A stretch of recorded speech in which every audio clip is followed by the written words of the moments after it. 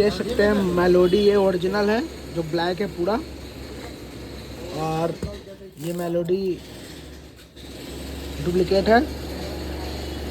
बाकी हमारे पास कौन कौन से चॉकलेट है आप देख रहे होंगे, किटकैट हुआ, पर्क है, फिर आपका ये डैडी मिल्क है, 5 स्टार है। उसके बाद आप देख सकते हैं मेरे पास क्या है, पाइप्स है, मंच का चौकोज है, फिर आपका मोटू पतलू हो गया वो है,